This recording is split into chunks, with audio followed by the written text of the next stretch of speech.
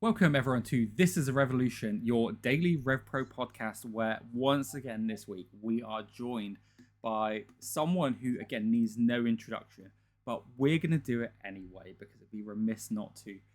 We've got the current reigning three-time undisputed British heavyweight champion, former British cruiserweight champion, former British tag team champion, former J Cup winner, former Tag League winner, Revolution Rumble winner, and the man with the triple crown, and even held belts at sea on the Jericho Oceanic Cruise. This is the man that is hoping to go into the first main event at Over Arena Wembley with the undisputed British heavyweight title, and is looking to be the first man to walk out with that title. It is none other than Michael Oku. How you doing, champ? I'm doing lovely. Look at this. We finally made this happen. It's cool to be on, and yeah, I'm looking forward to having a chat with you too. The Grand Slam champion. It's that's absolutely no mean feat, is it? The fact that you have done everything that there is to do in Revolution Pro Wrestling, and now you get to headline the biggest show in Revolution Pro Wrestling history. How do you look back on that, Michael, in terms of being able to take a step back and see the success you've had in these last 6 or 7 years? Yeah, I've done my best to try and be as reflective as possible, to take a step and smell the roses. And I could point to at least one thing, but usually multiple things that happen year on year in basically my whole RevPro career, let alone my wrestling career, that have been a significant kind of level up or step up or something huge that's happened. So when you have the goals that are in front of you when you enter the promotion, or what's available to you to achieve in the promotion, to then think, okay, well, what more can be done? And here's Wembley now being put in front of you. It's cool to then create new goals for myself, and then people that are in the wings, waiting in the wings, people for the future. Because then, ideally this isn't the last Wembley show. So somebody else would love and dream to main event Wembley. And for that now to be a new goal for people to say, oh, I want to main event a Wembley Rev Pro show. And being the first one to do that, again, I'd be remiss to say that it doesn't not make sense that I'm in this spot. But at the same time, I realize that like nothing is guaranteed. There's no guarantees in life or in wrestling. So this easily couldn't have happened. And it took a lot of, well, you could argue like a lot of different events in a snowball effect kind of way to occur. But also, I do definitely believe that one of the things that had to occur was like my hard work and the work I put in to get to this point. So yeah, very proud to be next week, goodness me, heading to the main event of Wembley Arena.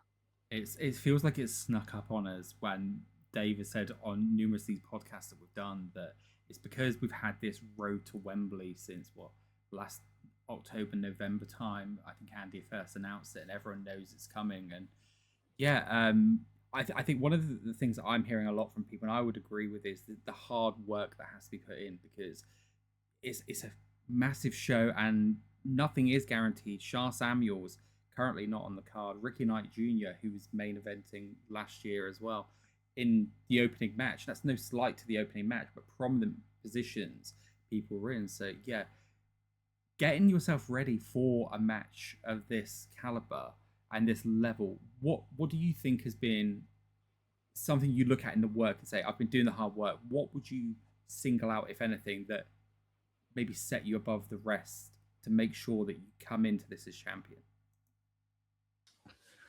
Goodness me.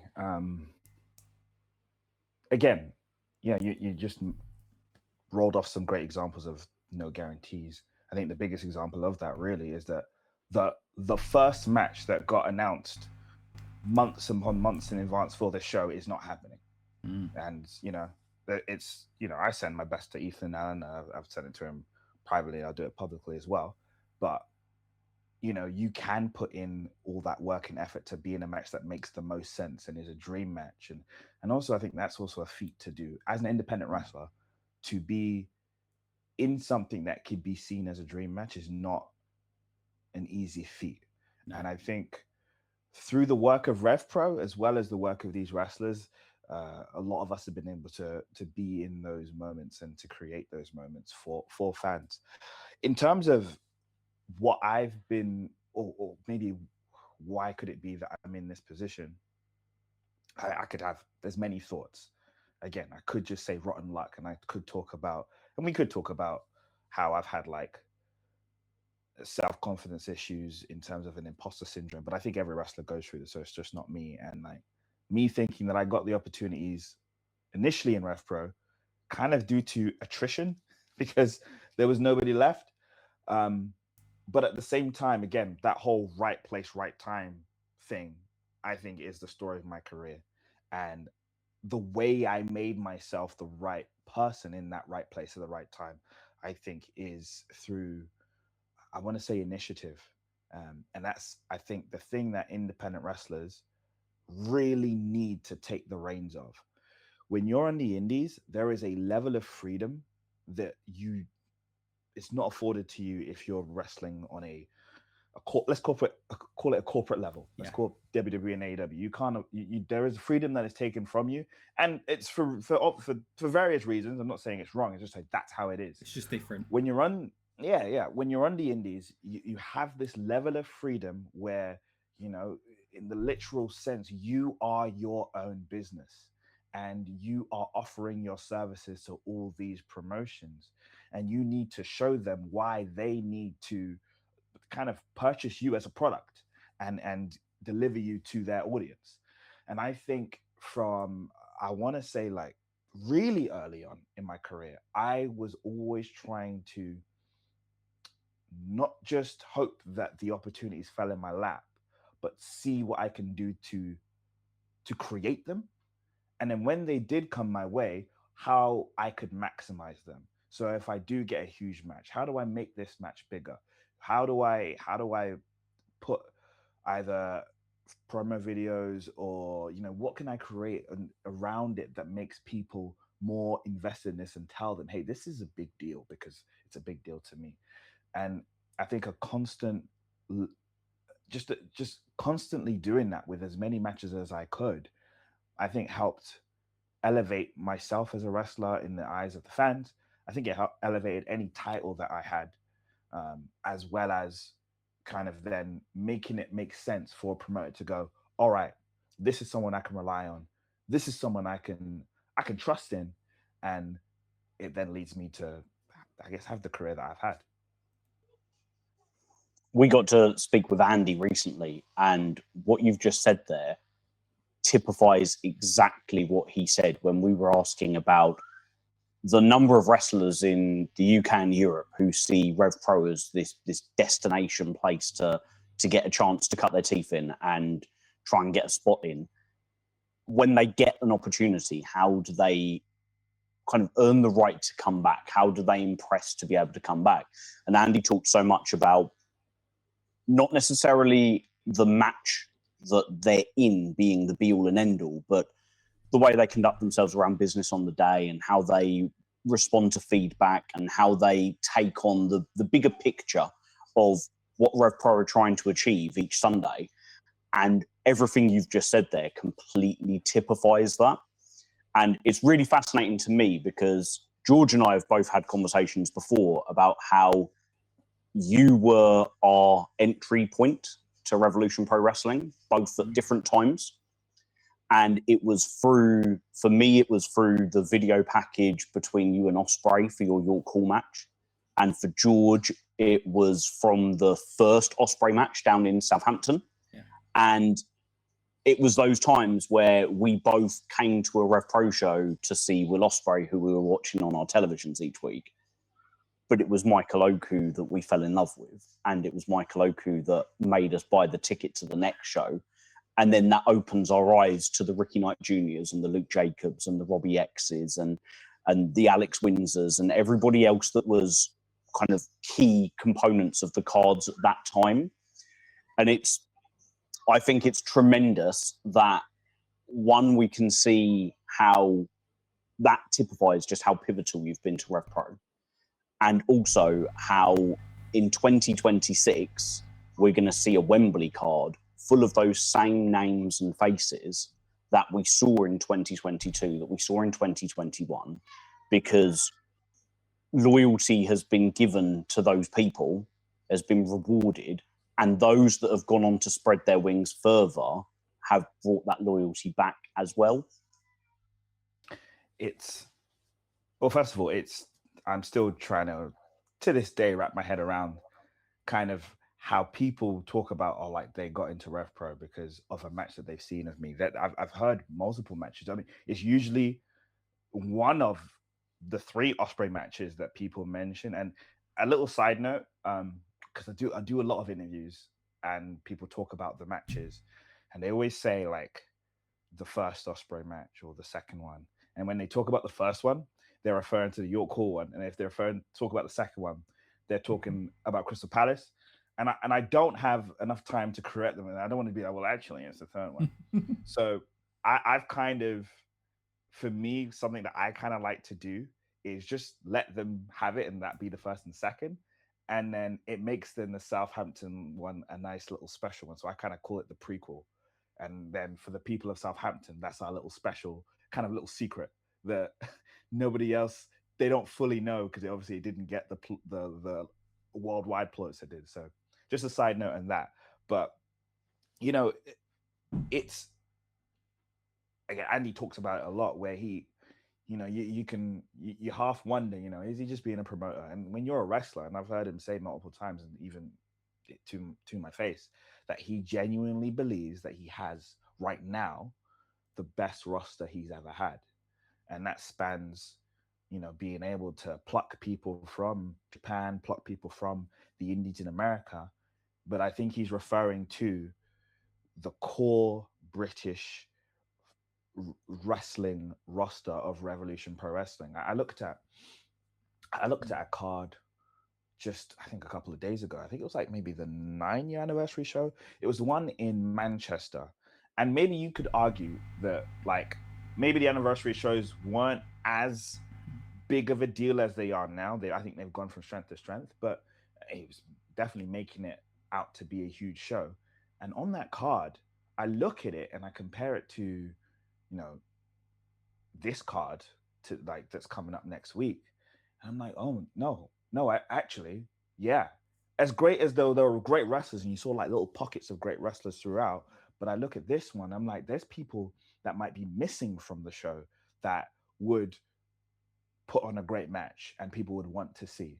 But that is an example of, you know, again, we're talking about there being about like 10 matches or whatever matches on the card, and still there's people that are going to miss out. And I think that is there's no better illustration of how good the roster is. And I've gone on record in saying that today, I do believe that there is a high quantity of high quality as compared to before, when there might have been pockets of like a really great British wrestler here. But I mean, when you bring a Japanese wrestler or you bring an American indie wrestler that's killing it, they are clearly the best wrestler in the company. But I think now you can bring imports and they fit in. They don't freaking exceed and make us look silly. And I think that is a testament to how good of, I don't know, a scene that we've built, how good we the wrestlers are, and I think how good the roster has been in terms of sticking with each other, rising each other up just by wrestling each other, just by beating the shit out of each other. We're just making ourselves better. And I think that's what the coolest thing about this Wembley show coming up is to me. That's one of the things I've really noticed since I've been going to independent wrestling. So I started off with 1PW back in 2005, and I was going because AJ Styles was coming, Christopher Daniels was coming, all those guys, Christian Cage, the whole lot. And you go and you see these guys, and maybe there's a few Brit wrestlers who aren't at the same level as these top guys. And now we've gone through year upon year upon year, we've seen the explosions of great wrestling schools out there, great wrestlers coming through. The way video on demand is just transforming people's access into these companies for like small amounts of money and build this relationship with people. And now these imports, like you said, they fit in, but it feels more and more so now like they are there to give a foundation that everyone else can stand upon and be in the right place. Whereas before they would have been the selling point. Now they're just part of the overall experience. And I think that's a real testament to just the great work across the whole British scene right now. It's a reminder of what I heard was happening at the time. I want to say 2016, 15. So just around about before I started wrestling, where there was out of nowhere a really good crop of British wrestlers, but no one knew about them. So really what the imports were brought in to do was put a spotlight on how good they were. And that's when people learned about the Pete Dunnes of the world, the Mark Haskins of the world. I really feel like that's what happened. I'm talking like 10 years ago now. Goodness me, time has flown. And I feel like we're seeing a similar thing now where, you bring in a Bandido and what he does is show you just how good Leon Cage is, just how good Cameron Kai is. And that's what it kind of, that's the job in a way. That's kind of, I assume, what Andy's goal is to do when he's bringing these people in, not just, obviously he wants to make sure that it, increases the draw, brings more people in. But ideally, as the two of you have said, it will bring more people in to watch that match, watch that wrestler in the match. They can learn about that wrestler. They can learn about everyone else on the card, and hopefully they come back for more. I always think of it as an ecosystem, British wrestling, and how all of the different companies at all of the different levels are surviving together, working together, and eventually flourishing together. Because whether you are working on a Butlins show or a family-friendly show that's touring the half-term Monday to Fridays, those wrestlers are the same wrestlers that will go on to take the next step to the shows which are televised and for video on demand. And then there'll be the same wrestlers that will then take the step up to be on the shows where there are 1,000 people in attendance as opposed to 200 people in attendance, and then eventually wrestle on shows which get the eyes of the world on them. And I find it really interesting how we always talk about 2016, 2017, and then we talk about NXT UK and the pandemic and everything that occurred 2020, 2021. But are we now seeing some of the benefit of NXT UK in the sense that some of those guys who went there and trained in the best possible centers in the world are now running their own schools in this country? And we see wrestlers coming out of the New Wave Academy, and we see wrestlers coming out of the London School of Wrestling, and we see wrestlers all over the scene being trained by your Charles Samuels, your Wild Boar Mike Hitchman, Mark Andrews, Flash Morgan Webster, and even like Brendan White and Danny Jones and Danny Luna, who were trained by those guys, now training the next generation. Is it something that where we can see that the indie scene is now getting the positive repercussions of that NXT UK experience? I mean, again, there was a period of time where when NXT UK was like up and running, there was still a lot of those wrestlers popping down at shows. I couldn't wait to go, and I barely wrestled on an Attack show in 2019, but I was always there. And do you know who else was always there? Pete Dunne was always there. And he was watching beside the monitor, and he was just openly out loud giving his thoughts on what's good and what isn't good. And I'm learning right there and soaking up his knowledge. So for sure, there's something to listen. They're learning new things that are helping them become, they're already great wrestlers, but helping them become better wrestlers. They're learning new training drills, learning new philosophies about wrestling, and then they're also learning TV wrestling. And yeah, you're right. There is a lot of that has filtered down now because they're passing those teachings from from WWE to all of us. Now, of course, I would make the argument that there's still a risk of making sure that you don't try and wrestle like you're on television, because it is a different style. There are different demands for wrestling on TV versus wrestling at an independent wrestling show, where they'll keep telling you, hey, don't worry about the fans, look at that camera, because there's a million people watching the camera.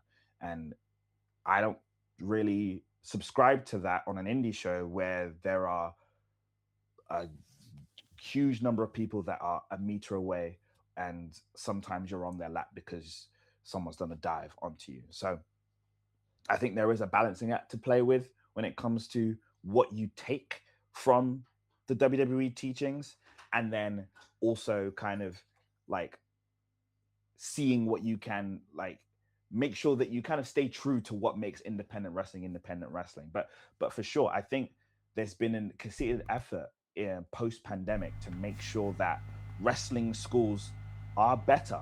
There are just more wrestling schools in London. When I started training, there were maybe, I want to say, 2 wrestling schools in London, and now there's probably about 4. And then if you want to count outskirts, then you're going 6. So having more wrestling schools pop up with wrestling trainers that can be trusted, I think is a huge thing. And again, that's why I think you're seeing a good crop of more polished wrestlers, especially more young wrestlers as well, who are just becoming world beaters at such a ridiculous young age. I remember Cameron Kai, the first match I saw him in Southampton, and it felt like, and that was against you that I saw him, and it felt like he'd been wrestling for 10, 15 years because he just looked that good, that ready. And I think I like what you touched on there about the play into the live and knowing the difference with a live independent crowd. So one of the examples I like to give is Amira last weekend before in Southampton. She was doing things with the crowd that maybe 2 or 3 people saw because of where the cameras would be and watching. But you're in there. It's that live theatre of, for those who are around, they get to capture all these little glimpses. And I think that's so important. It adds to the live experience, because if you're there and you notice someone just they're playing to a camera and something looks a bit out, like it just doesn't feel right. Whereas you've got these real characters with real motivations acting real around you, it just gets you that much more invested. It doesn't just feel like a quick wrestling show in and out. It takes you on a real emotional journey, I feel. I'm a big fan. I don't know why, since a young age, I was always a huge fan of immersive theater. And I liked going to theater shows at a young age where, like, as soon as you enter the space, sometimes there could be a theater production where the ushers are actually part of the show and they're doing their own bits and they're trying to sell newspapers and stuff. You're like, oh, what's going on? Oh, you're like, oh, okay. And it already gets you ready for the show you're about to see before the show actually starts. And this is my philosophy, and a lot of people don't think about it this way or don't think about it at all or just disagree. But I subscribe to the thing of, like, when you enter that building for a fan, it's an immersive experience. And because of the beauty of independent wrestling, listen, we're in a venue where they're not huge. You'll see wrestlers walking around and going to different places.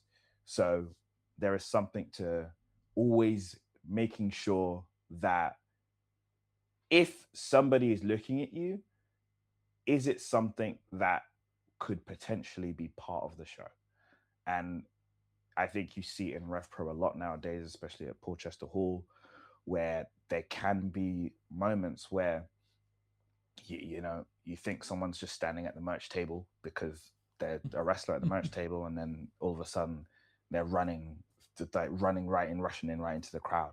And I think that's, to me, that's part of the magic. That's part of keeping the magic of wrestling alive. you can't fully, obviously, put the toothpaste back in the tube, so to speak. But as long as when you're there, you can feel like you've entered this world, nearly up until the show is over, and no, up until after the show is over. I dare argue. Once you're out of the building and back home, then I think that's a great way to keep people in it and keep people invested. It's something I find really, really fascinating, because I'm a teacher and I'm surrounded by hundreds and hundreds of cynical children who don't understand what wrestling is. You've got students who think they know what wrestling is, and they're completely wrong. Then there are students who think they know a little bit about what wrestling is, and they're partly right, but they're still completely wrong. And I always liken it to the fact that, we know that movies are scripted and staged, but we can still lose ourselves in a movie. We know that TV is the same, and we can lose ourselves in that. And good wrestling is something you can get completely lost in. And my personal favorite TV show of all time is Top Boy. And for me, the actors who are in that film, I never want to see in any other TV show again, because they are that character. I cannot see Kano in any form and not think of his character Sully. And I think when wrestling is at the level that you guys produce on a weekly basis for RevPro, you are completely, even us old guys like George and I, who have seen it all before and been around the block, and we still get completely lost in it, because you are Michael Oku, you are with Amira Blair, and you are wrestling Connor Mills, and we know who those people are, like inside and out. We know how Michael Oku will respond to a certain situation, how Michael Oku will respond to a certain opponent, because it's beyond three-dimensional character work. That is who you are. And I think that the magic of pro wrestling in 2026 is the same as the magic of movies, TV, and live theatre, where for those 2 hours, 3 hours, 4 hours, you can just completely get lost in it. Yeah, again, I think I saw a clip of that go online again, of like Chris Van Vliet was on being interviewed, not being the interviewer, and used the film analogy for pro wrestling for someone who just wanted to be cynical about it. And that I think as well, it's interesting, like what you're saying about those Top Boy characters, which, by the way, I did a table read for Top Boy years ago, I guess, before it actually came out, which was an interesting thing that was in my life. I was not asked to be in a character. I was just asked, hey, we need someone to read. Okay, I can read. But it's you're giving the best compliment you can by saying that's how good they were. They were so good that it feels wrong to see them elsewhere. And I feel like that's the case for a lot of people when you see them in other films or on other TV shows, or at the very least, it takes a while for you to forget it. And maybe they are so good that they can actually portray a completely different character, and you can be like, oh my God, I actually forgot about them. There was a TV show that I'm just about to start watching called The Bear. And I try and remember the actor's name, but he was also in a prominent film, and he's playing a completely different role. And I'm excited to see him try and make me not think about him, which is great. That's it. Yeah. For a really, really long time, I didn't go to any other wrestling promotion other than RevPro. So I'm a numbers and lists guy. So Cardiff was my 136th RevPro show of the last 5 years. And this year is the first year that I've been to sort of like a dozen other companies. And one of my main reasons for not wanting to ever do it is because I would be seeing the same people, but wrestling in a different promotion with a different direction. And it's like, but, you know, seeing somebody, I'm going to go to Catch 22 in Essex on Saturday. So I'll see Maverick Mayhew, Taylor James. And in my head, I know exactly who those guys are because I know RevPro Taylor James, RevPro Maverick Mayhew. But on Saturday, I might see something different. But I think it's embracing exactly what you just said there of, okay, let's see what is different here to there. And how does somebody play a slightly different side of themselves when they're in another company. I'm going to go and see Charles Samuels as Elevation champion wrestle Ricky Regan next month, which I'm really looking forward to. And it'll be really interesting to see what does Elevation Shah look like compared to RevPro Shah. And it's definitely something that I'm learning to get my head around. Can I ask, mate, with Wembley upcoming, there's a couple of things we've talked about here, which I'm really keen to understand. Wembley obviously being a much bigger venue than what you guys work in on a Sunday to Sunday basis. Do you take more of the lessons from TV wrestling into a show like Wembley, where you do have fans kind of rows and rows and rows back, which kind of all need to experience the same moments? And for you personally, as a second question, how does it feel now? You talked about Pete Dunne and you going and soaking up his knowledge. How is it for you now that you're one of the people that other people are listening to soak up your knowledge? Well, with the first question, I guess I do have experience. I've been fortunate enough again to have like a lot of experience of done. It's a crazy sense to say that I've wrestled multiple times in front of sold out Arena Mexico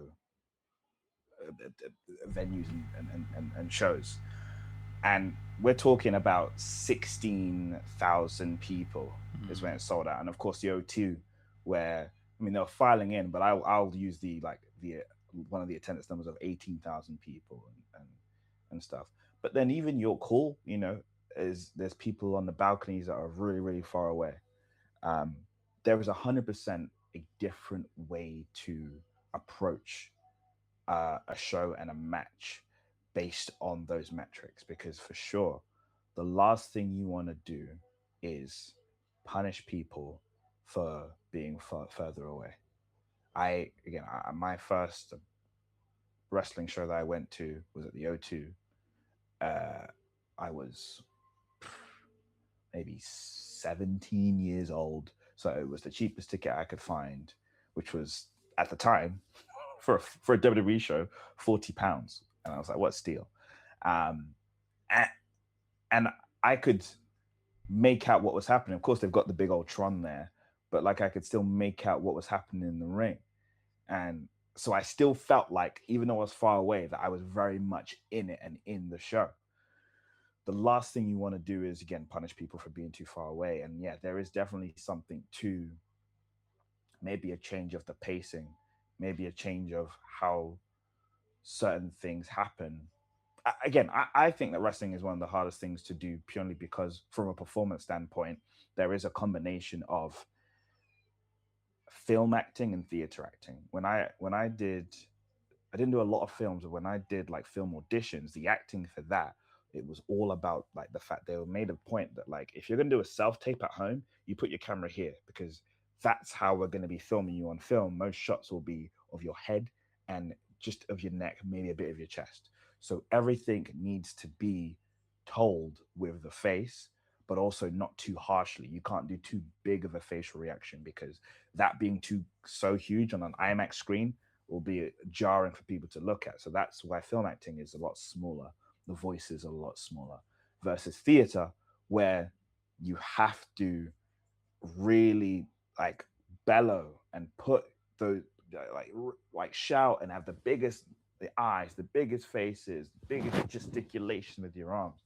In pro wrestling, everything, especially nowadays, everything is filmed, even on the indies, and then you're wrestling for people who are like all the way far away. So you have to do a balancing act between doing a film performance and a theater performance, and then also make sure that you fall on your neck in as safe a way as possible. So having said that, that's kind of how I'm already trying to approach it when I wrestle, of like making sure I'm appealing to the live audience as well as the cameras.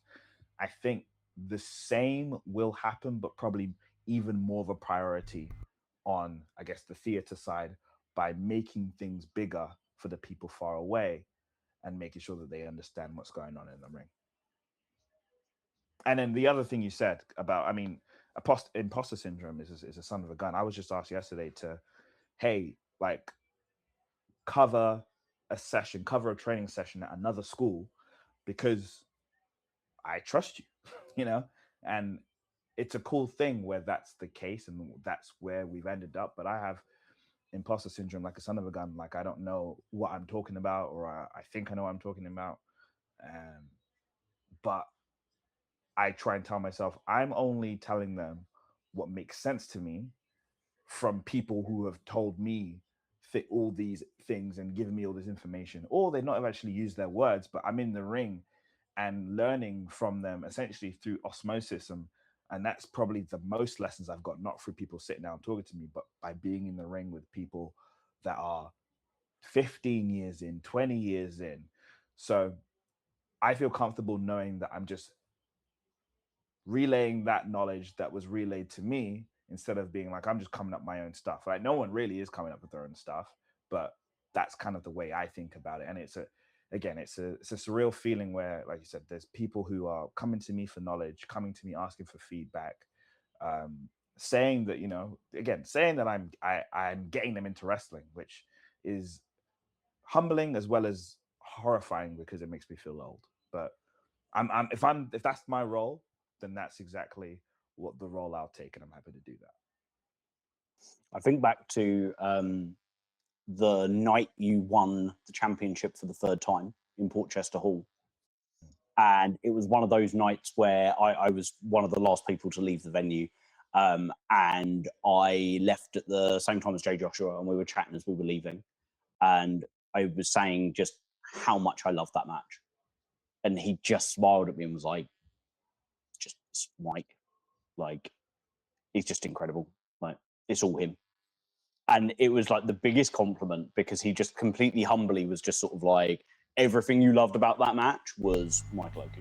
Like, the ability to construct a long, epic, dramatic match is, and I think the number of times I've seen you wrestle matches like that, whether it was Ospreay or whether it was Luke Jacobs at the Copper Box, or I always think of the Revolution Rumble 2023, I think it would have been, when you had the Zack Sabre Jr. match, which then fed into the actual Revolution Rumble match.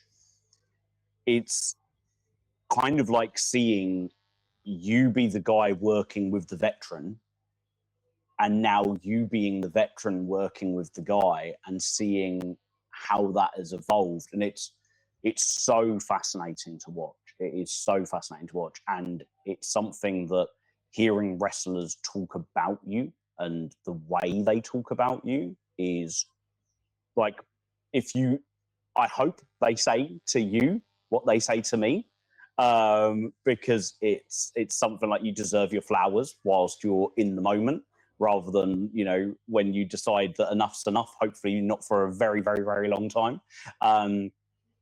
But it is wonderful to listen to. Again, I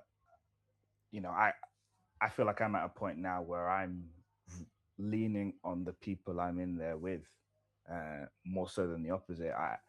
What's the thing that is, I guess, improved over time, which with everyone else, is confidence. When I'm in those matches in 2019 on my come up, wrestling Pac and wrestling Shingo, wrestling El Fantasma, which is someone who really, really actually helped my development.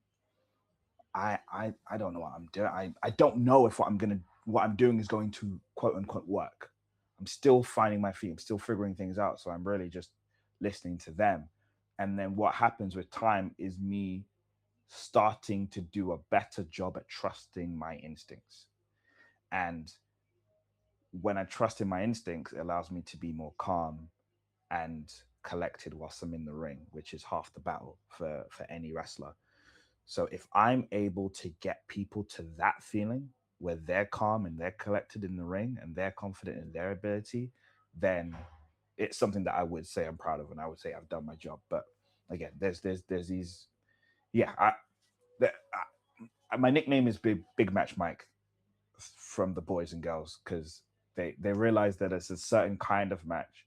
I remember listening to, or maybe I read someone talk about the first match I had with Will, the prequel that I had with Will, and they said that Will Ospreay wrestled a Michael Oku match, and this is in 2021, and I was like, I have a match, huh? Like, I didn't know that was now like a thing that anybody would have even cottoned on or picked onto, because I didn't. And I think, like you said, that's become, there is maybe like a signature style or pacing with matches I've had, and that's just through the influences I've picked up from as I'm watching wrestling as well as while I'm in wrestling and watching wrestling. So if I'm able to kind of share, okay, well, this is how I do things and this is why I'm doing it, and even if I'm not saying with my words in the ring, there's been many times where afterwards there have been wrestlers that say to me, I understand, I learned something in the moment because of just a thing you did or didn't do that I'm now going to take with me for the rest of my career. So yeah, it does happen from time to time in terms of them letting me know, and yeah, it's a cool feeling. I absolutely love that. It feels like we've talked about so many wonderful things, and I could talk to you for absolutely hours, mate. I really, really could. I feel like we need to talk about a certain Connor Mills a little bit more, and I think thinking of that journey we've talked about. The first time I saw you, Connor was there ringside with you with Amira Blair. I remember that show, that York Hall show with Ospreay. The graphic went up for Ospreay versus Minoru Suzuki, which ended up being yourself and Minoru Suzuki in the main event, and yourself and Connor Mills in the opener for your Undisputed British Cruiserweight Championship. And that day, I saw you and Ospreay at York Hall. I went home and I bought 2 tickets. I bought 1 ticket to Epic Encounter, and I bought 1 ticket to St. Neots, because it was the next show that was, at the time, like, oh, that's not far from me. I'll go to that. And just within those 3 shows, as the smallest kind of like focal point of the last 5 years, we see you and Mills, him in your corner. We see you and Mills tagging together, and we see you versus Mills. And then if we take any particular point, we could put a pin in the road journey of Connor Mills and Michael Oku from 2022 all the way through to 2026. And at any point, we will see you and him never being far apart, whether that's physically in the ring or whether that is in fans' eyes and fans' thoughts of, could we see Destination Everywhere come back together? Or will we see the coming together once more of Michael Oku and Connor Mills? How has it been to have this relationship with Mills that has kind of run through your entire RevPro career? Right. It's a thing that I don't know. Like, as you said, there's times where, like a short period of time where like we're apart and we're still in each other's kind of thoughts, or at least in the fans' thoughts. It makes sense that, you know, I'm going to be involved in anything he does, because again, I legitimately helped him, bring him into the promotion. He did like his first match. I guess it's a RevPro match. So RevPro sometimes do shows during like the summer holidays at Caravan Park. So I think it was in Selsey, and he came along with me, and I was convinced that like he's came along with me, he's going to be on the show, and as soon as Andy's going to see him, he's going to just book him on all the shows. And Andy didn't. Andy wasn't fully sold. I wouldn't say wasn't impressed, but he just wasn't sold on it. And I always kind of look at it as I didn't hound him as much. I didn't hound Andy as much as Curtis hounded Andy to book me, but I did enough where I was like, I'm just letting you. I think this is your kind of wrestler. That he thought, all right, yeah, okay, he's booked. And it was only, I think, until the match graphic came out, and that's where I learned that I'm going to be wrestling him in Southampton, which is the venue that seems to be the nucleus of a lot of things in RevPro as well as my wrestling career. It just was like, oh, okay, this makes the most sense. Here we go. And from the aftermath of that match, it just kind of made it so that we were going to be always linked together. I think maybe it was 2023 would probably be the year that we didn't. Well, I know it's the year that we didn't have a wrestling match together. Maybe 2024 we would have been at least against each other in a tag situation. But again, in 2023, that's when I won the heavyweight title, and that same night he won the cruiserweight title. That St. Neots show, did we rest? I mean, I know we were in a tag match at St. Neots where we teamed against Gabe Kidd and Luke Jacobs. I don't know if that was the match. That was a later one. Right. I think the very first time I saw you guys tag, I think it might have been against Shota and somebody. Shota? Maybe is it Shota and Yota? Yota? Although they wrestled against each other at York Hall. I'll check it out. It would have been February 2022, that show. Robbie X and RKJ headlined it. And Alex Coughlin and Luke Jacobs battered Seven Bells of shit out of each other before the interval. And I remember walking into the Priory Centre, bearing in mind the only two wrestling shows I'd ever been to were the Electric Ballroom, where I saw you wrestle with Spike Trevay, and then, so that was pre-pandemic, and then York Hall. So high production, big venues. And then you walk into St. Neots Priory Centre, and I was just like, whoa, this is different. This is British independent wrestling. I had no idea how this scene worked. And I remember just sitting there being like, I am like 5 or 6 feet away. I can see the whites of the eyes of these guys, and they are murdering each other for this 125 people's entertainment. There's something to be said. Like, I hope so many people that watch this and listen to this who are going to Wembley realize that if they haven't been to a smaller independent wrestling show before, like, the big shows are fantastic and they're wonderful, but the smaller shows are an even more intimate experience, and the wrestling is still such a ridiculously high level. The Cardiff show that you guys put on Sunday was just unreal. Honestly, one of the best RevPro shows I think I've ever been to. Top to bottom, the card was just like, pick your match of the night and we could all disagree on it and all have completely solid arguments for it. But yeah, you and Connor you said in 2023 wrestled the least, but that was, you'd had the match at Uprising, didn't you, at 2022, where it was like, this is it, one and done. You get me one time. Which Andy wasn't a fan of. And Andy wasn't a fan of that. I said that, but I was just like, we're done after this. It was really perfect. It was absolutely perfect. Yeah. And I was kind of hoping that would be the case. And obviously, the proof that Andy was not happy with that is the fact that we have now since wrestled multiple times since then. Yes. But like, I wanted it to be like, all right, we actually go our separate ways. If you want to be a singles guy, then away from me, then this makes the most sense for me to be a singles guy, you to be a singles guy. And I just kept saying it in any time I had the microphone, like, this is it. We're done. The build up to that match where Connor was constantly trying to antagonize you and antagonize Amira, and you would just not having any of it. You would just walk away from him. It was so beautifully juxtaposed against the build up to your Ospreay matches, because Ospreay could get under your skin and was really, really aggressive in doing so.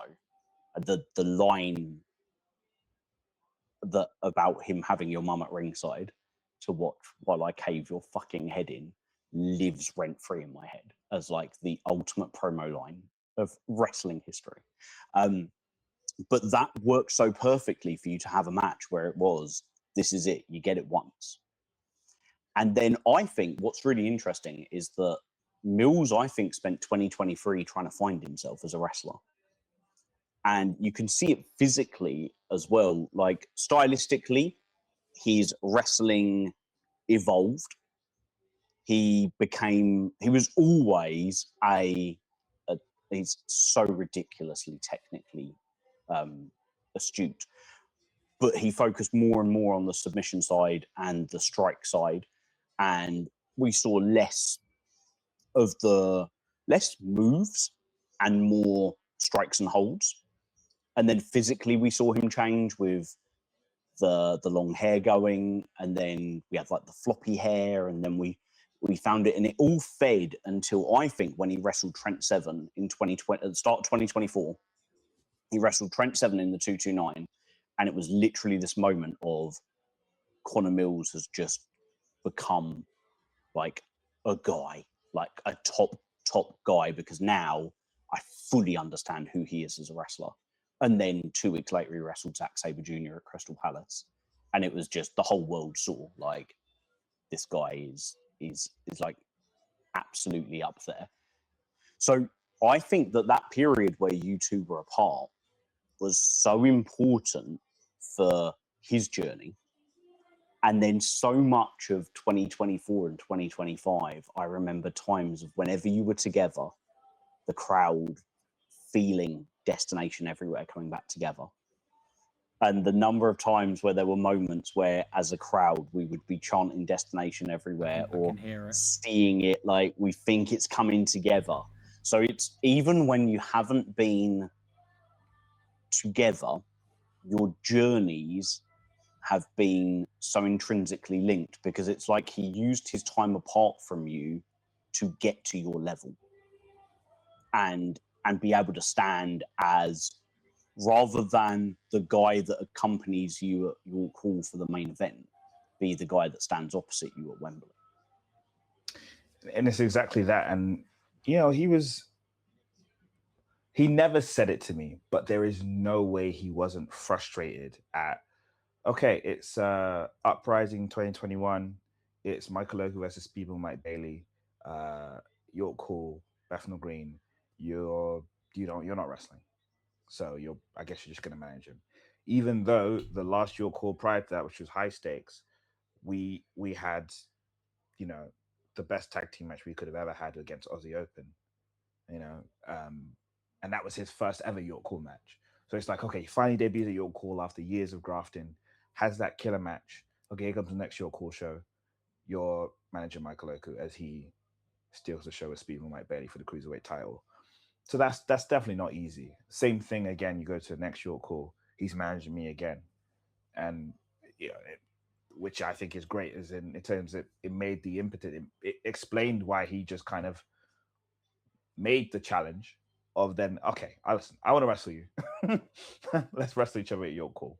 And, you know, all these things happened where it was all surrounding me. And yeah, you really put it very well in the sense of, again, I've known him since obviously I started wrestling, and I think he's been on a journey of trying to find out exactly who he is as a wrestler. I dare say who he is as a human being.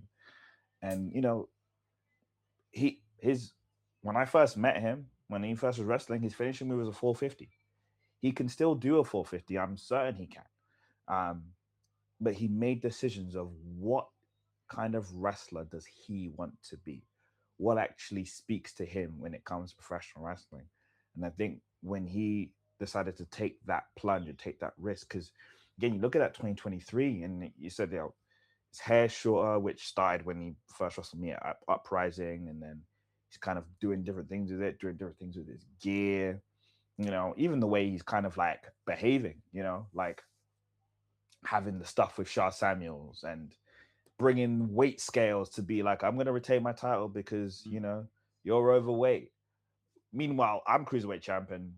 You know, I want everybody to look at Luke Jacobs when he was challenging me for the cruiserweight championship. And I did not bring out scales, because if I did, he would not be able to be, I don't know, the Progress Atlas champion and the cruiserweight champion at the same time. But listen, I wanted him to have his moment in Manchester, okay? I didn't want to take that away from him. I could have walked out during the main event of Pac versus Mills and just said, hey, everybody, I've got some scales. Let's weigh Luke Jacobs and let me get my title back. But I said, you know what, fine. Regardless, like, I was going to say before you said it, oh yeah, the Zack Sabre Jr. match is when he arrived. But then I remember that Trent Seven match, and that's the real moment where it was the match, yeah, but it was the promo. It was what he said when he got on the mic afterwards, and it was what I don't even remember what he said. I just remembered the feeling and the emotion behind it. I was literally like, there it is. There it is. That's the thing. Again, that's the thing that I guess I want to say I saw in him. That's the Mills that I was telling Andy to bring into RevPro. And he wasn't that person outwardly, but I knew that was in him.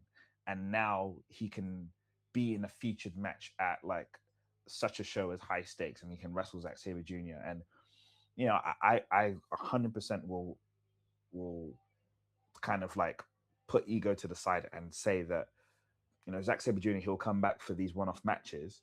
To me, I think the best match he's had in these one-off matches since coming back from the pandemic was against Mills at High Stakes. I think it just beats the match he had with Jordan Breaks, but then that's a preference thing. But I really think that the match he had with Zack was Zack at his best, and therefore also Mills at his best. So you think of that, and that's how 2024 starts. He gets the tag titles. All these things happen. Man, I think I did another interview, and I said that I didn't think that we'd actually wrestle again, because I thought that would just be our thing. But something I didn't say, and I did think that we would team again. I did think that it would be a possibility that we would team again in some shape or form. But other than an Italy booking, which was the week after the 10-year anniversary show, where we were professional to like commit to the booking, we have not had a tag team match with each other in 4 years. And it's crazy to say that and how much time flies. But in 4 years, we've not had a tag match together. And I never say never, but it looks like that's never going to be the case. What I love, though, is I can still see it happening. I can still see you guys tagging together, because I don't look at you as people who hate each other. I look at you as people who love each other, and like you're brothers. I love my brother. Like, my brother is like he's the person that I'd call if I needed somebody. I also can't stand him half the time. And he's the only person I've ever got in a fist fight with. Like, we are the best of friends, or we're the worst of enemies. Like, that's just brotherhood. And I think I can see how no matter what you guys do to each other, there is a way back. We go back to Top Boy, you're Deshane and Sully. I absolutely love it. And I think it's absolutely testament to you guys and to Andy, of course, that you have been able to be like main characters of a story that has kind of had peaks and troughs in terms of how prominent it's been and whether it's been an undercurrent story. But it's been a story of my entire time of following RevPro over the last 5 years. And now you get to be the main event of Wembley. And you main evented the Copper Box with Luke Jacobs. And it was such a big call. You know, the year previous, it was Will Ospreay versus Shingo Takagi. This is the match that's going to draw everybody in. Then we're going to have like Shibata on there. We're going to have, you know, Mickey James on there, and we're going to fill up our biggest house that we've ever had, and people are going to come back for the RevPro guys. And then the next year it's you and Luke, and you get bar like 50 people, like the same attendance figure, and you put on an incredible main event. I'll always go on the record that Luke Jacobs versus Michael Oku at Copperbox 2 is, for me, a step up from Will Ospreay versus Shingo Takagi at Copperbox 1, because you had so much story with it, as well as it just being his two of the best wrestlers in the world, fucking having an absolute solid one together, like, you know, 5 stars in their sleep. Now you get to do it again on an even bigger stage. We talked with Andy about the fact that Wembley is a similar size to the Copperbox, but its name value makes it feel like it's a bigger stage. It'll have more eyes on it, and it's you and Mills. How much do you get to enjoy it in the moment? How much pressure do you feel surrounding it? And is there an element of the fact that you've done these big stages now multiple times? You have. Connor hasn't, in terms of a main event of a show. How much is there in terms of your own internal pressure? And do you feel that from Connor as well? Yeah, I could be wrong, but I can't think of a time that Mills has main evented a show in front of 1,000 people plus, and that's just factually, I don't think I have. Whereas I am at the point now where I've done it in front of thousands, and I also have done it in front of 10,000 in Arena Mexico, defending the title. So he's probably he wouldn't say it unless he will be candid at some point. But I'm sure that this is nerve-wracking, and this is he must be sharing it to an extent. This reminds me of, as you mentioned, myself versus Luke at the Copperbox, for all those reasons that you said. You know, here are two British independent wrestlers, RevPro wrestlers. Yeah, obviously Will is a British wrestler. Yes, he is a RevPro guy. Shingo has had RevPro matches,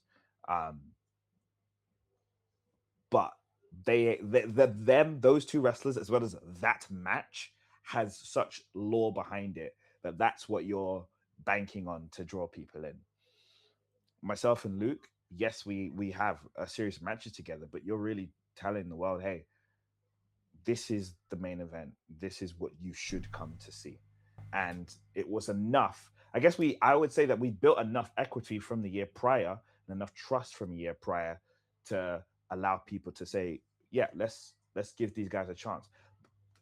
As well, let's not forget that it makes the most sense of, if people are going to All In 2 years in a row, and they are going to the RevPro show 2 years in a row. Oh, the guy who wrestled Ishii in that insane match that probably had the best match the entire week of that show, of All In, better than any match at All In. He's now in the main event wrestling for the title. Oh, no brainer. I think even with that, the pressure was there on myself and Luke. I haven't properly spoken to him about it, but for sure, just us wanting us. We didn't want being put in the main event to be seen as that was a mistake. That shouldn't have happened. We needed to deliver.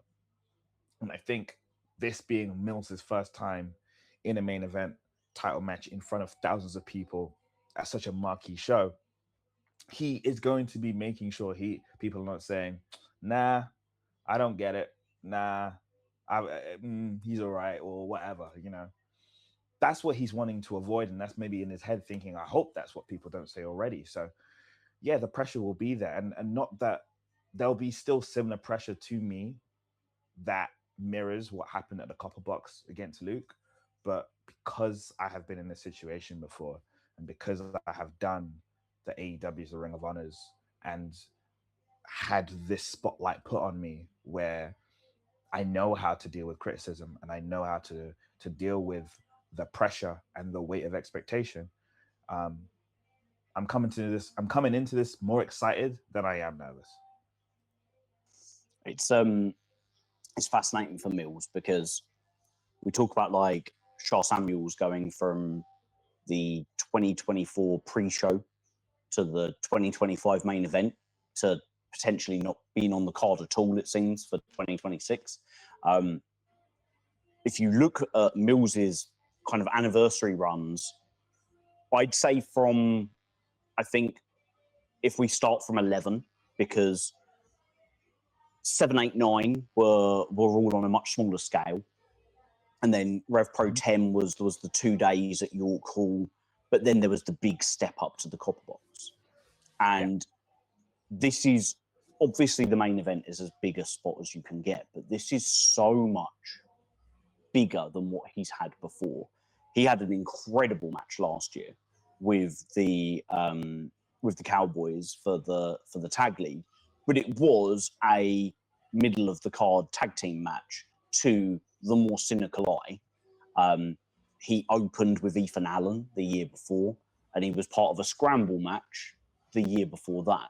So not only is this his first main event, it's also his first big singles match on an anniversary show.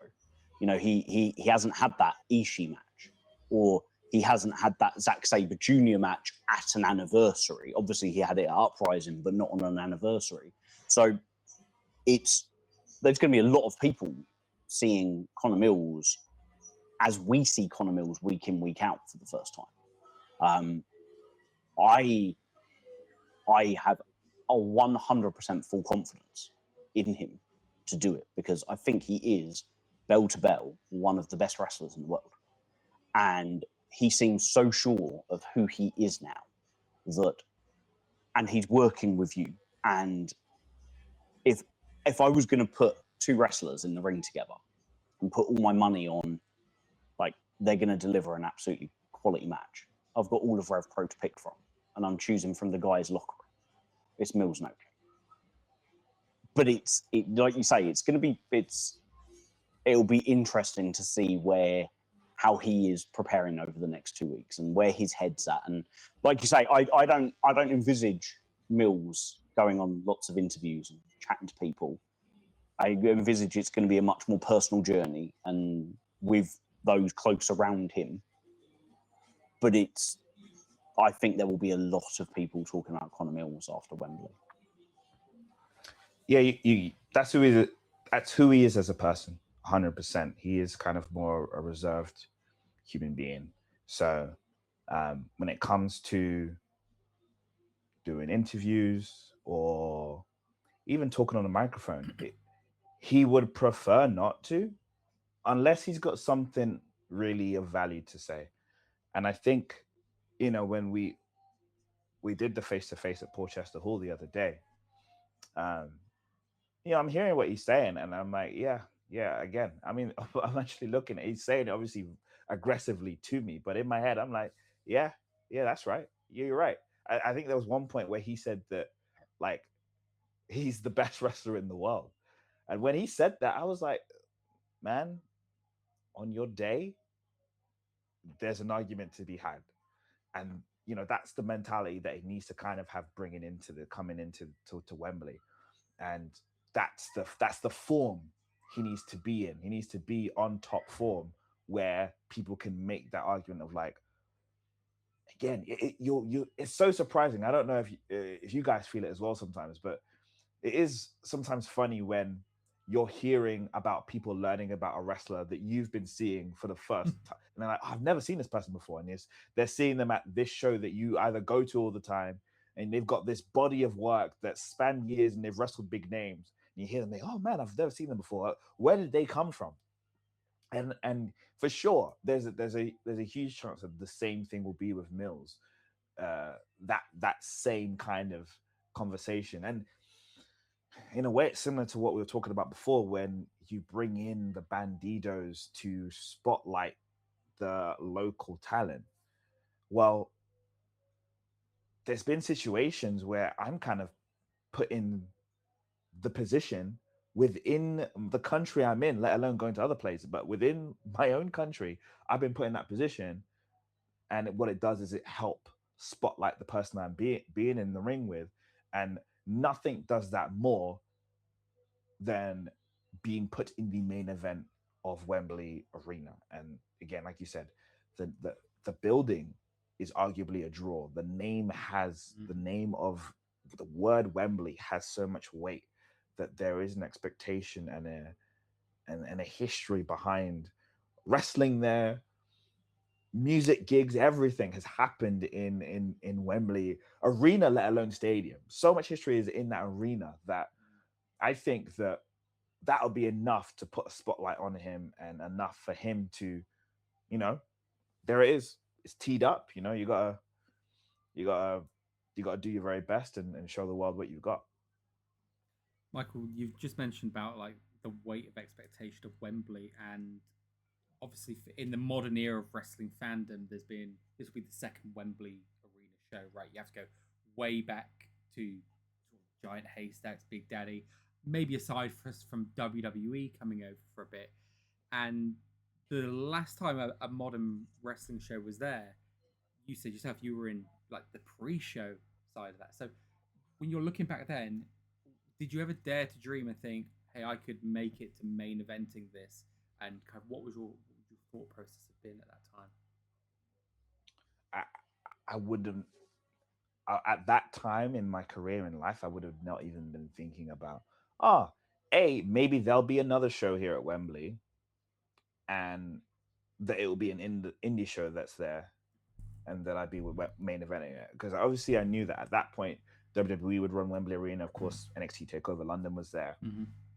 So I would think that, the only way I'd be in a more prominent position is if I was in the WWE in said prominent position.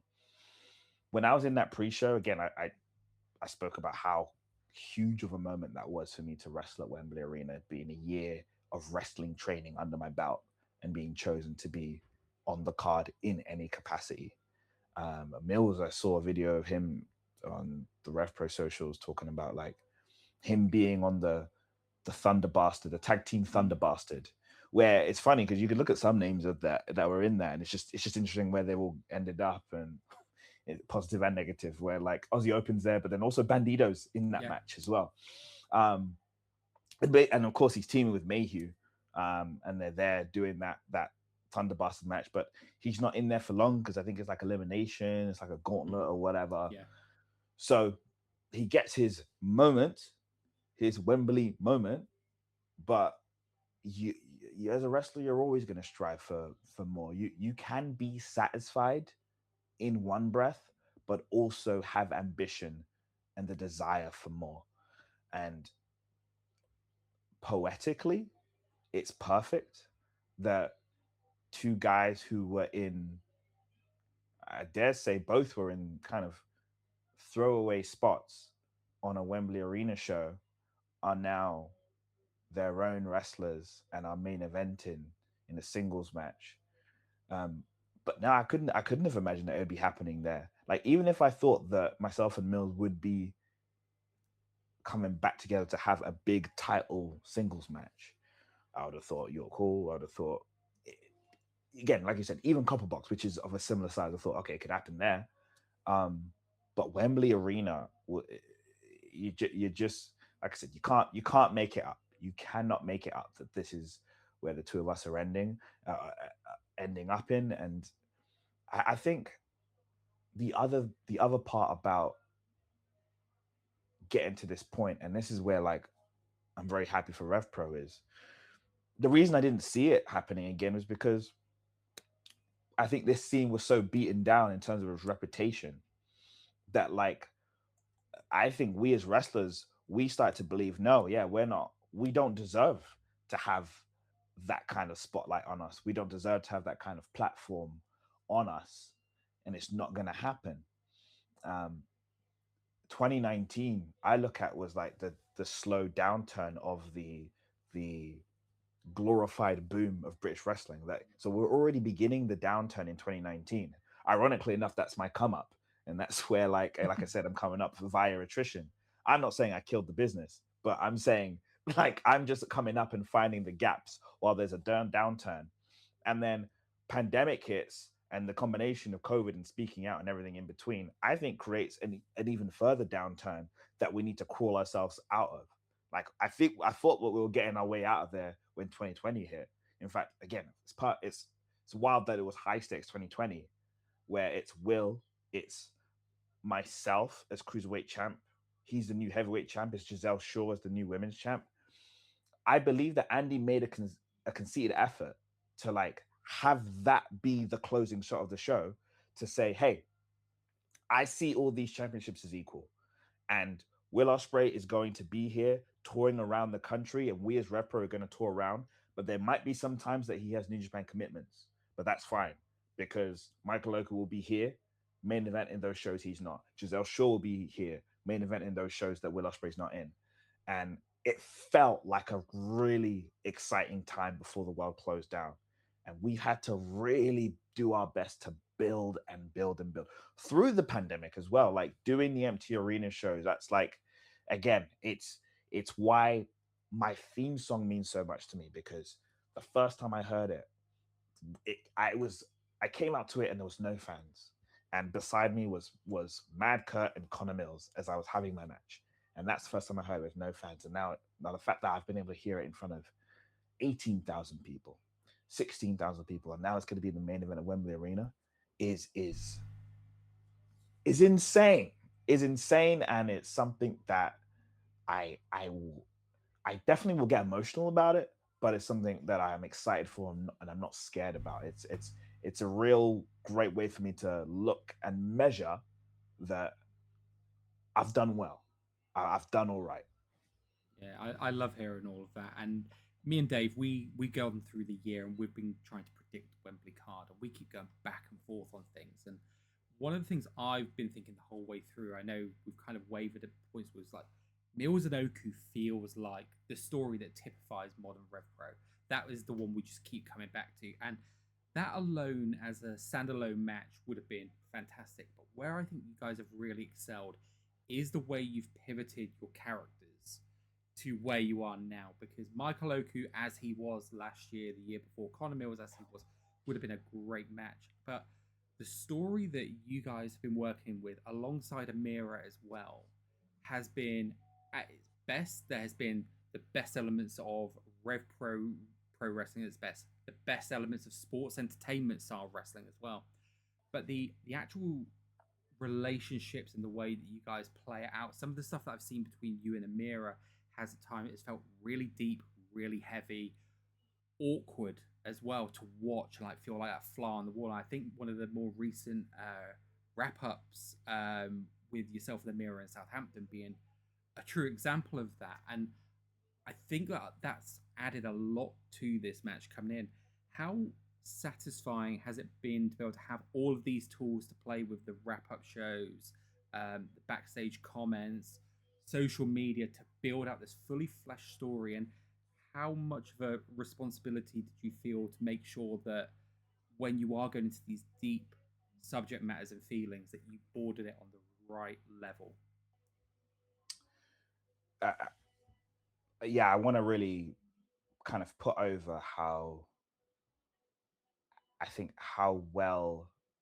the entire roster as well as the video and production team have done at using the tools at our disposal to create more intrigue in the matches that we're putting out there.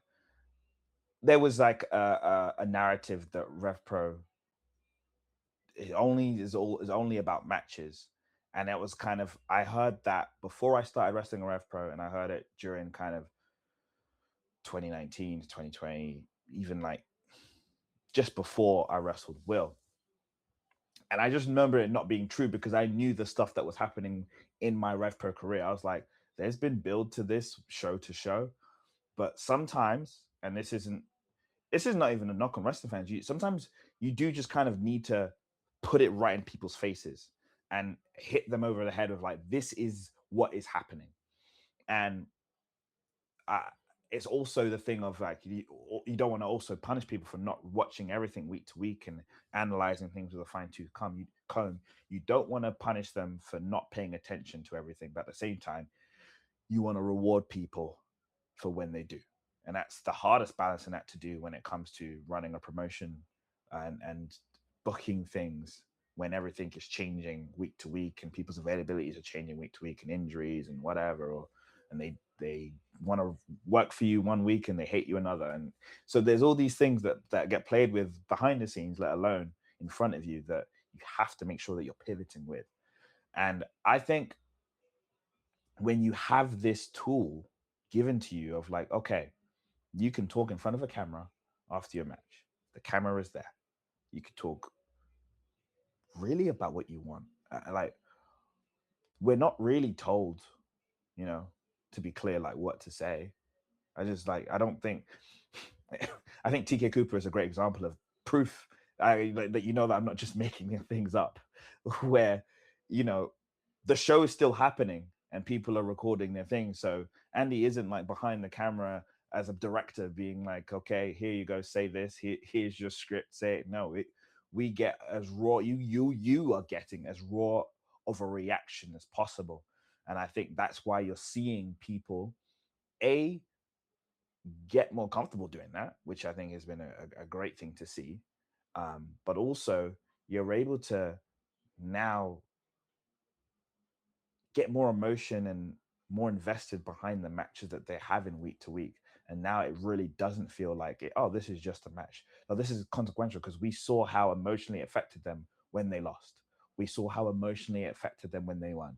So now let me see what's going to happen if they do win again, or if they do lose again. Maybe I'm excited to see what will happen to them if they lose again. And back to initiative.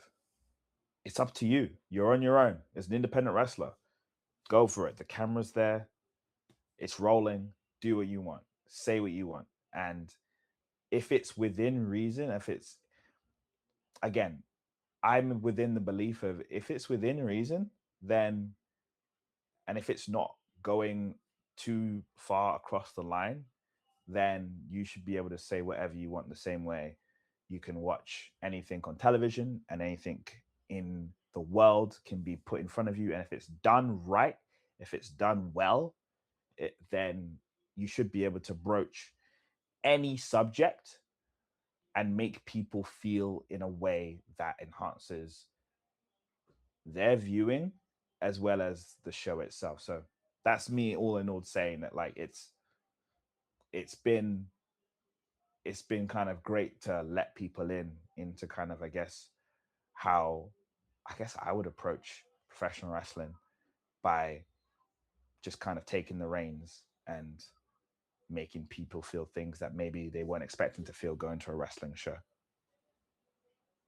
It's so must watch and essential for me.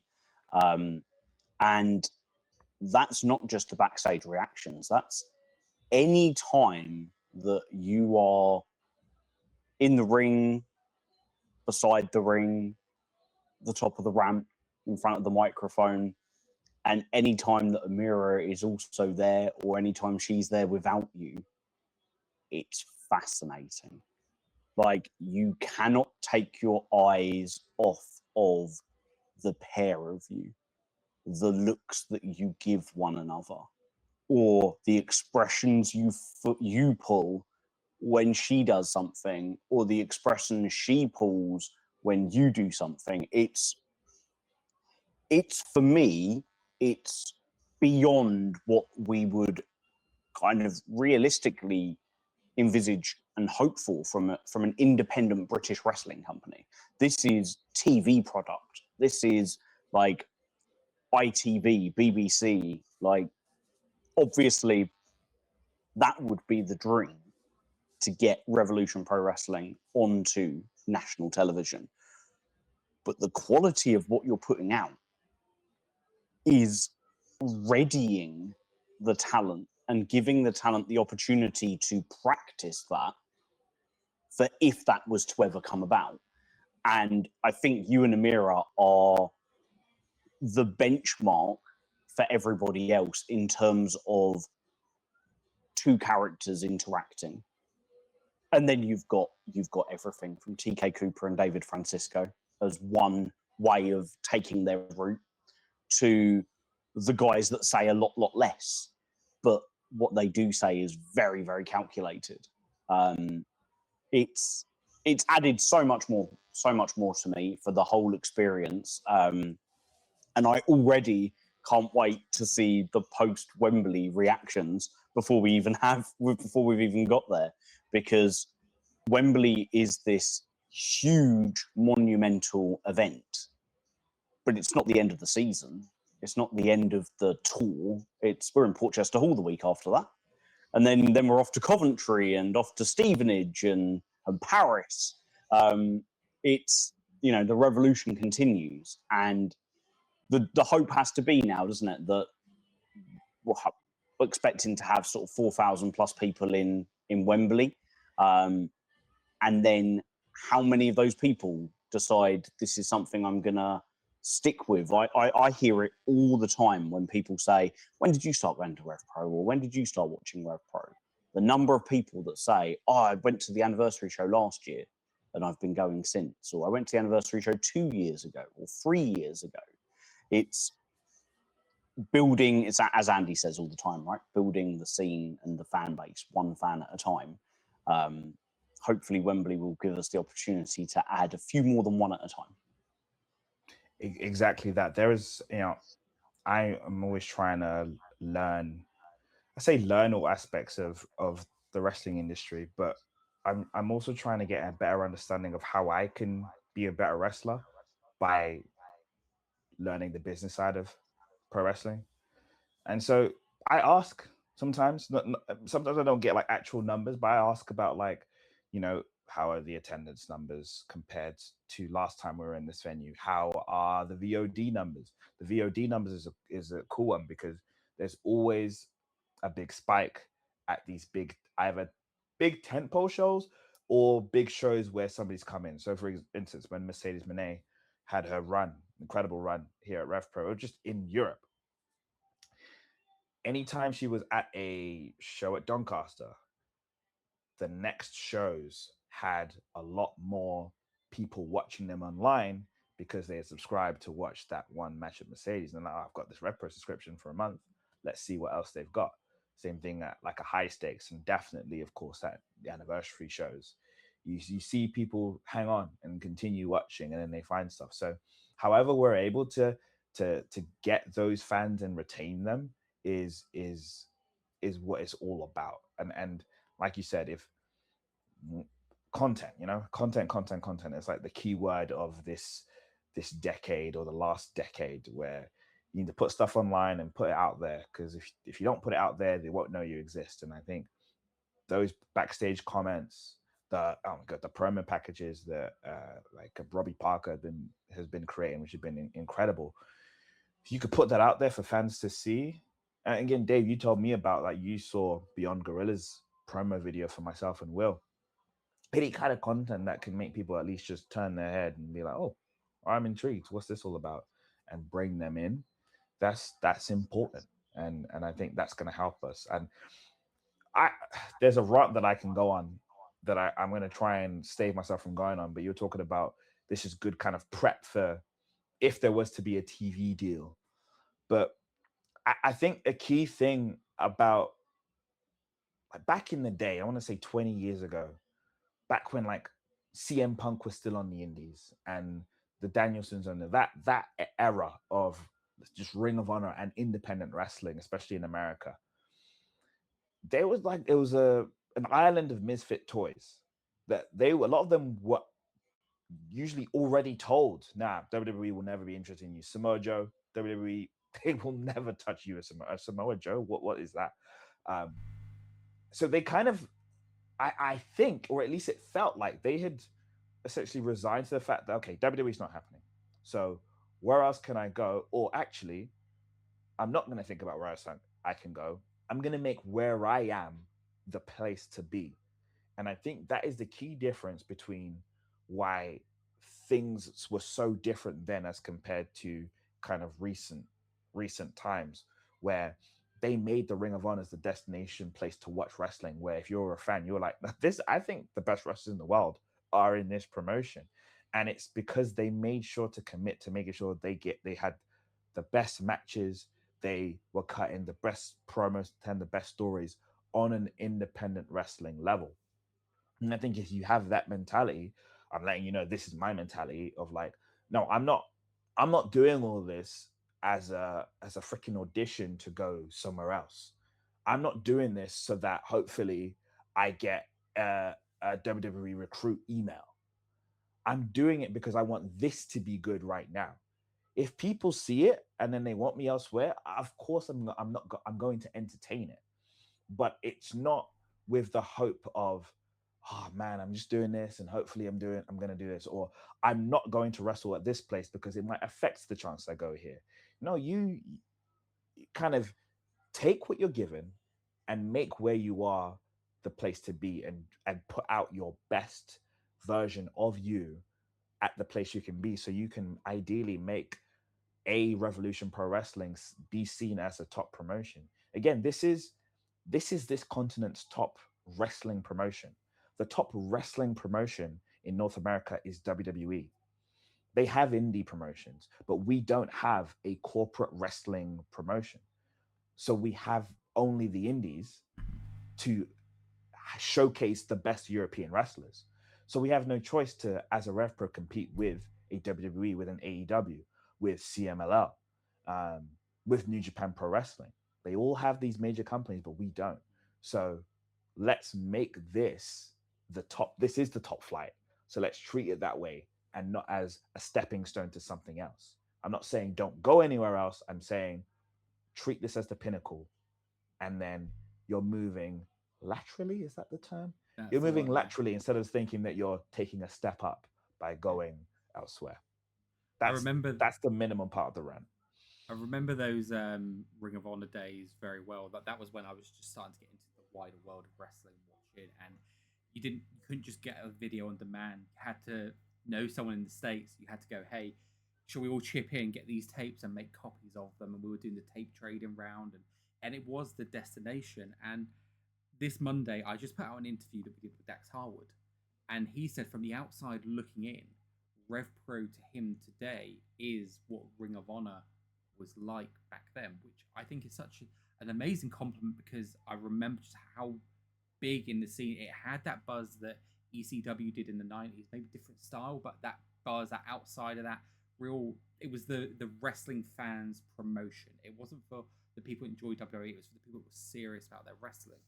And the platform that then has given other people to do cool things off the back of has been really great to watch. And I've seen similar things happening for you, Michael. Like you've got to do cool things like go to CMLL multiple times, like you said, the Jericho Cruise, even to have the Jericho match in Bola as well, wrestling Okada in the ECW arena.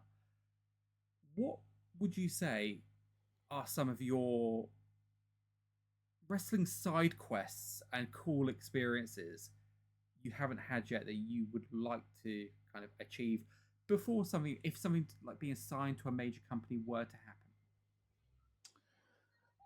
happen? The one that stands out is never just stepping foot in Japan. Like growing up, so the wrestling channel. You guys remember the wrestling channel, or when that popped up on Sky TV or wherever else it popped up, just couldn't understand. I was so excited the fact that there was a thing called the wrestling channel, and it's just 24/7 professional wrestling, and that's where they would put on TNA for the NWA TNA. That's when they put on Ring of Honor, and they put on Pro Wrestling Noah, and they put on New Japan, and that's when I was learning about these wrestlers. I'm like, oh, and I'm seeing these moves happen that I've never seen before. Like, oh, the video games I was playing, they got this move from this guy called Misawa and Kobashi. And I'm like, oh, there you go. That makes sense now. And you're just seeing your mind open up to a different. I'll never forget watching, I want to believe it's Kensei Sasaki versus Kenta Kobashi. It's the match where they just chopped each other. They just kept chopping each other. It is so legendary to me in my head because as a young kid seeing that, I just didn't know that wrestling could be like that, where you're like, oh, they're just chopping each other. And then eventually one of them fell or something like that. I was just like, what is going on? And I was so hooked and engaged by two people doing the same thing over and over again. And I was like, man. And of course, the golden run that New Japan Pro Wrestling had that made everybody just take notice, and it changed professional wrestling. There's the snowball effect of things that happened in New Japan, but of course then like, you know, Bullet Club and everything and starting AEW, that yeah, like it would be a cool thing to say that I've gone to Japan. I will take solace in the fact that I've been able to wrestle again. I've wrestled so many of those big names from that era of New Japan that I was watching, to say that I've been able to and this is again thanks to RevPro, thanks to AEW, to say that I've been able to team with Jushin Thunder Liger, to say I've been able to wrestle. I wrestled Shingo the month after he has that match of the year Best of Super Juniors final with Ospreay. The world is alight from the match they had. I think that might be been rated the beloved 6 stars potentially. And it's just like, hey, that guy that had that match, he's coming to UK. Who's he wrestling? This guy called Michael Oku. And yeah, there was varying views on that, but it was great for me. And I was so happy to be able to say I got to do that. But then just last year to say I've wrestled Okada, albeit for an AEW title, in the building that Necro Butcher wrestled Samoa Joe, because that's all that building means to me. It's that match. That's the match that makes that match special. Like, and I've teamed with Tanahashi twice as well, like twice. So there is so much that I don't want to be don't want to be greedy. It's what I'm saying. And I'm taking like the fact that I've been able to do all these things with these Japanese stars that I think so highly of is to me already enough. But to be able to feel a Japanese crowd, that'll be something I've never experienced before. And if I can do a Korakuen Hall or a Tokyo Dome, or even the Sumo Arena, which I believe is where Kobashi wrestled Sasaki, that would be very, very cool for sure. Yeah, I'm going to Japan in a few weeks. I really wanted to get a Sumo Arena show, but it was not. It just looks like such a cool venue, and getting to experience the Japanese crowds, I think even as a fan is going to be so different. So I couldn't imagine what it must be like for a wrestler going in there and see the difference. Yeah, could you imagine being a fan and not knowing like that Japanese fans don't do like football chants? And you're just like, let's go. And you just have to stop and fade away. And I won't lie, I'm a bit introverted at times, and I usually refer to the gobshite who sits next to me, which if you go to any RevPro show in Southampton, you'll know who I'm talking about. So I think I'll fit in quite nicely with the crowds in Japan and just clap a little bit, and that will be me, really.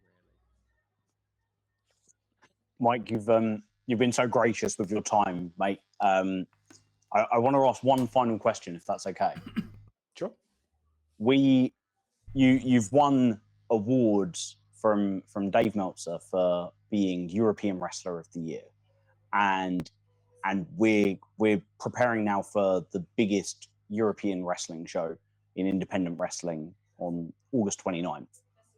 How satisfying is it, and how big of a challenge is it for everybody on that card for them to show the rest of the world, the Meltzers, those watching on demand, those people that will check out RevPro every once in a while when there's a big match on, just what European wrestling is all about? Because from the first, we've got 10 matches announced.